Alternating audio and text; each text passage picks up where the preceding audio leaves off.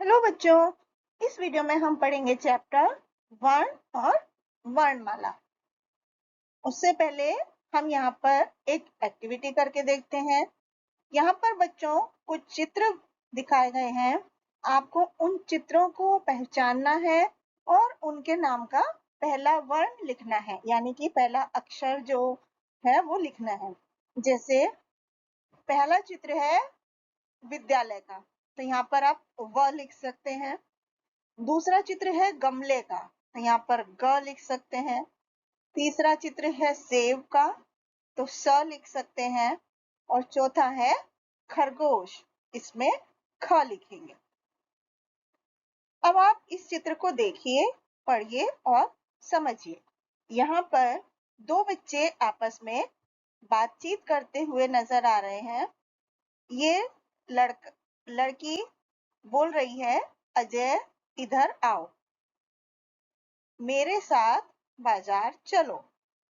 फिर ये लड़का बोल रहा है, अभी आया दीदी। तो ये बोलकर और सुनकर एक दूसरे की बात को समझ रहे हैं।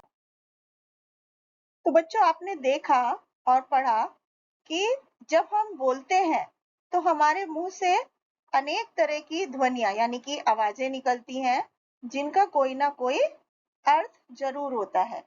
और ये ध्वनियां या आवाजें मिलकर ही भाषा का रूप ले लेती हैं। जैसे रथ शब्द की ध्वनि है र प्लस अ प्लस थ प्लस अ, तो रथ बन गया। इसी तरह माला म प्लस आ ल प्लस आ, तो माला बन गया। अब ध्वनियों को हम और ज्यादा छोटे टुकड़ों में विभाजित नहीं कर सकते हैं और ध्वनियों के ही लिखित रूप को हम वर्ण या अक्षर बोलते हैं। और वर्ण भाषा की सबसे छोटी इकाई होती है।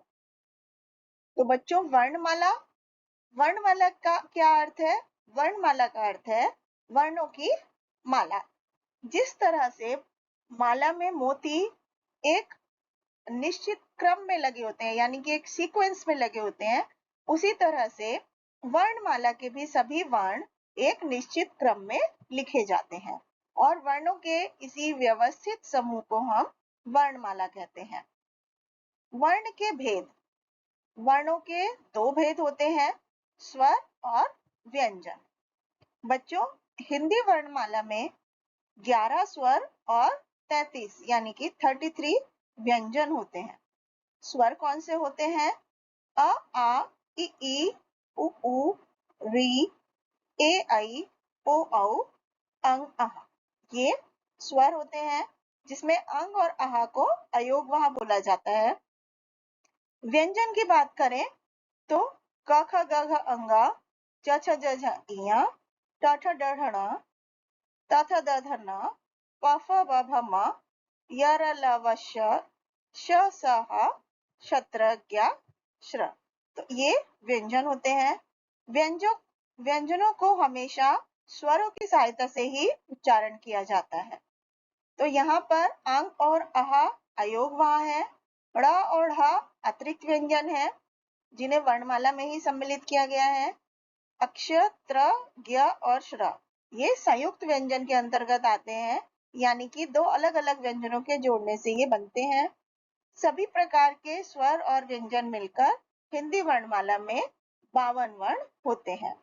तो बच्चों, हमने क्या क्या चीजें सीखी कि बोलते समय हमारे मुख से अनेक प्रकार की ध्वनियां निकलती हैं। इन ध्वनियों को ही हम वर्ण या अक्षर कहते हैं। और वर्ण भाषा की सबसे छोटी इकाई होती है। वर्णों के व्यवस्थित समूह को वर्णमाला कहा जाता है। और वर्णों के दो भेद होते हैं, स्वर और व्यंजन। Thank you.